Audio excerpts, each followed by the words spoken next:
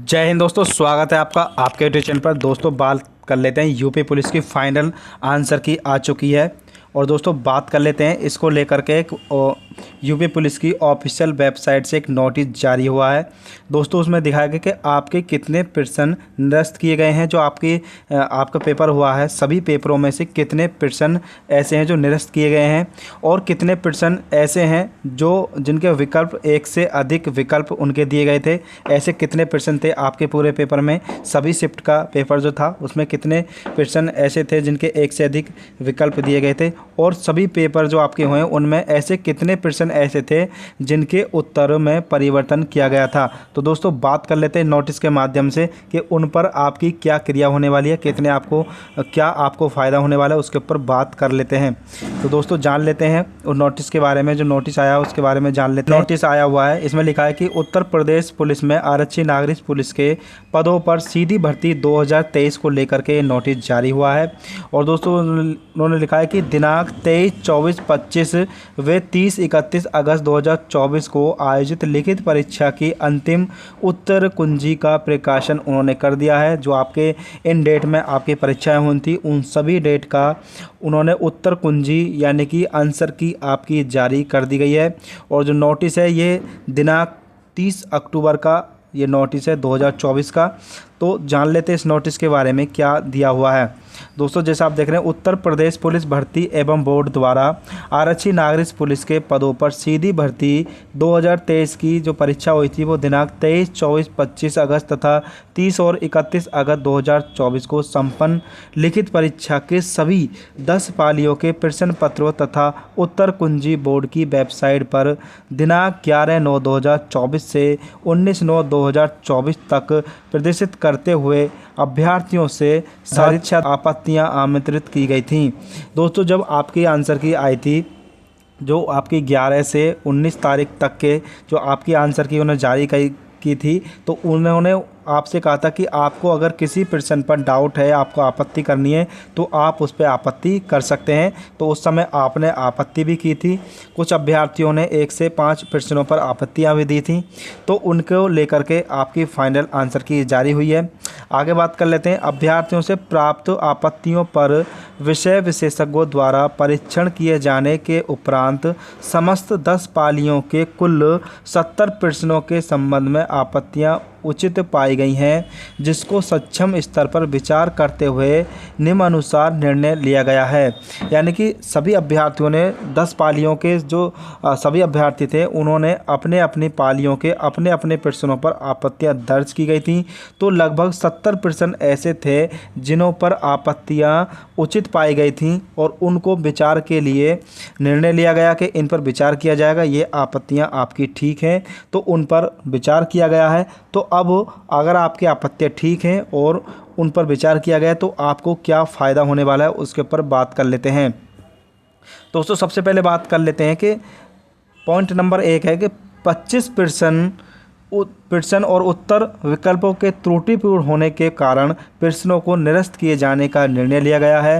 यानी कि 25% ऐसे हैं जिनको निरस्त किया गया है। यानी कि आपकी सभी 10 पालियों में मिलाकर के 25% ऐसे हैं जिनको निरस्त करने का निर्णय लिया गया है तथा निरस्त प्रश्नों के लिए आवंटित अंकों का वितरण अभ्यर्थियों को माननीय उच्च न्यायालय इलाहाबाद में रिट याचिका संख्या जो दी गई है उसके अनुसार पवन कुमार बनाम उत्तर प्रदेश लोक सेवा आयोग में स्वीकृत व्यवस्था के अनुसार किया जाएगा।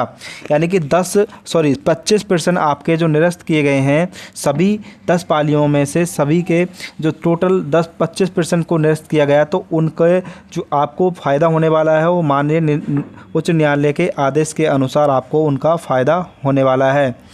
सेकंड पॉइंट में दिया कि 29 प्रश्नों के 1 से अधिक विकल्प सही हैं। इस संबंध में निर्णय लिया गया कि यदि अभ्यर्थी द्वारा सही विकल्पों में से किसी एक विकल्प को भरा गया है तो उसे सही उत्तर के लिए निर्धारित अंक प्रदान किया जाएगा।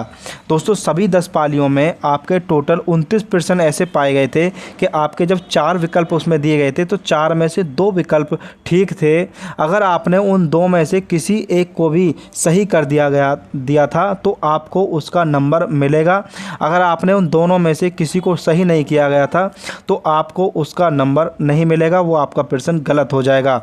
यानी कि भर्ती बोर्ड की तरफ से जो प्रश्न छापे गए थे उनसे मिस्टेक हो गई थी। उन्होंने एक प्रश्न के 2 आंसर 2 विकल्पों में दे दिए थे। अगर आपने दोनों में से कोई भी सही किया है तो आपका प्रश्न सही माना जाएगा, उसको आपको नंबर मिलने वाला है। पॉइंट नंबर 3 दिया है कि 16 प्रश्नों के उत्तर विकल्पों में परिवर्तन किया गया है। यानी कि जो 16 प्रश्न ऐसे थे जिनके उत्तर में परिवर्तन किया गया था, उनके जो विकल्प दिए गए थे उनमें परिवर्तन किया गया था। तो 16 प्रश्न ऐसे थे, 10 पालियों के टोटल प्रश्नों में 16 प्रश्न ऐसे पाए गए थे जिनके विकल्पों में परिवर्तन किया गया था। तो दोस्तों इस प्रकार से ये त्रुटि पाई गई है आपकी आंसर की में। आगे बात कर लेते हैं, अभ्यर्थियों को बोर्ड की वेबसाइट पर उपलब्ध लिंक जो दिया गया है उस पर जाकर अपना रजिस्ट्रेशन नंबर, जन्म तिथि व प्रश्न पुस्तिका क्रमांक सहायता से लॉगिन करना होगा, जिसमें प्रत्येक अभ्यर्थी अपनी अंतिम उत्तर कुंजी दिनांक 9/11/2024 तक देख सकेंगे। दोस्तों अगर आपने अभी भी अपनी आंसर की नहीं चेक की तो आप अपनी आंसर की चेक कर लें और आंसर की आपकी 9 तारीख तक यानी कि 9 नवंबर तक आप अपनी आंसर की चेक कर सकते हैं। तो दोस्तों इस प्रकार से आपको उनके नंबर मिलने वाले हैं और इस प्रकार से आप उन्हें चेक कर सकते हैं। अगर आपसे आपके प्रश्नों में जो भी त्रुटि हुई है भर्ती बोर्ड की तरफ से तो आपको उसका फ़ायदा होने वाला है। साथ ही दोस्तों बात कर लेते हैं कि भर्ती बोर्ड की तरफ से एक और ऑफिशियल नोटिस जारी हुआ है। उन्होंने कहा, जैसा आप देख रहे हैं कि 30 अक्टूबर को जारी की गई फाइनल आंसर की पूरी तरह से ऑफिशियल है। यानी कि जो आपकी जो आंसर की जारी की गई पूरी तरह से ऑफिशियल है और साथ ही 9 नवंबर तक देख सकेंगे अभ्यर्थी अपनी फाइनल आंसर की। आप 9 नवंबर तक अपनी आंसर की चेक कर सकते हैं। अगर आपने चेक नहीं की तो आप जल्दी से चेक कर लें। और फिर दिया है कि नवंबर के तीसरे सप्ताह में DVPST के लिए लगेगी लिस्ट।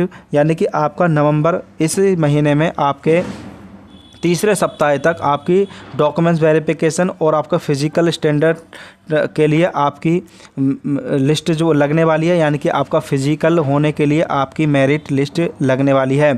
और साथ ही उन्होंने कहा यानी फिजिकल के रिजल्ट के लिए सभी अभ्यर्थी 20 नवंबर तक करना होगा अभ्यर्थियों का इंतज़ार। अगर आप फिजिकल के लिए इंतज़ार कर रहे हैं तो 20 नवंबर तक आपको इंतज़ार करना होगा, तभी 20 नवंबर तक ही आपकी जो फाइनल लिस्ट है वो आने वाली है। फाइनल लिस्ट आने के बाद आपको फिजिकल के लिए बुलाया जाएगा, तो आपको फिजिकल आपका अब होने वाला है। साथ ही उन्होंने दिया कि रिजल्ट के तुरंत बाद शुरू होगी DV ऑन PST की प्रक्रिया। यानी कि अगर आपका फाइनल रिजल्ट आ जाता है तो आपके रिजल्ट आने के बाद आपके डॉक्यूमेंट्स वेरिफिकेशन और आपका फिजिकल शुरू होने की प्रक्रिया वो जल्द हो सकेगी। तो दोस्तों अगर आप अच्छी तैयारी कर रहे हैं अपने फिजिकल के लिए तो आप तैयारी करते रहें, तैयारी को बढ़ा दें, क्योंकि जल्द ही आपकी फ़ाइनल लिस्ट आने वाली है। और फाइनल लिस्ट आने के बाद जिन अभ्यर्थियों का नंबर लिस्ट के अंदर होगा उन सभी अभ्यर्थियों का फिजिकल होने वाला है और डॉक्यूमेंट्स वेरिफिकेशन होने वाला है। तो वो सभी अभ्यर्थी अपनी अच्छी तैयारी करते रहें, किसी प्रकार की कोई अनदेखी देरी ना करें, मेहनत करते रहें और फिजिकल को अपना बढ़िया करें। किलोमीटर की दौड़ पुरुषों के लिए है और 2400 मीटर की दौड़ महिलाओं के लिए है। तो आपने फिजिकल अच्छा बना लें और आपको समय पता है कि कितने समय में आपको रनिंग आपको पूरी करनी है। तो दोस्तों अपनी फिजिकल की तैयारी करते रहें, आपकी जल्द ही फाइनल लिस्ट आने वाली है।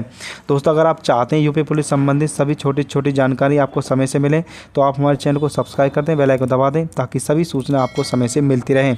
दोस्तों इस वीडियो में इतना ही, मिलते हैं नेक्स्ट वीडियो में। थैंक यू, धन्यवाद।